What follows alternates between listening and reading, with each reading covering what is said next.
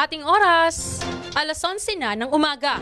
At para sa ating balita, nakatakdang ilabas ang pondo para sa dagdag na benepisyo sa mga lolo at lola sa buwan po ng Enero. Ayon po yan kay Senator Ramon Bong Revilla Jr.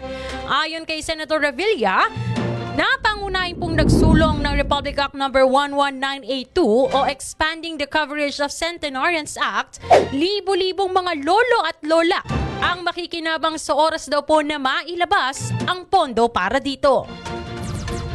Sako po nito ang mga lolo at lola na may edad na 80, 85 at 95 years old at sila po ay tatanggap ng 10,000 pesos batay po sa isinulong na batas ni Revilla. Patunay po ito ayon sa mambabatas na tuloy ang trabaho sa Senado at hindi siya nagbubutas lang ng bangko. Ayon kay Revilla, layo ng batas na mapaaga ang pagbibigay ng benepisyo para sa mga lolo at lola. Hindi na umano nila kinakailangan pang umabot ng 100 years old para lamang makatanggap ng cash gift galing sa pamahalaan. Dahil 80 years old pa lamang ay bibigyan na po sila agad. Pagdating naman ng 85, 90 at 95 years old, bibigyan ulit ang mga lolo at lola.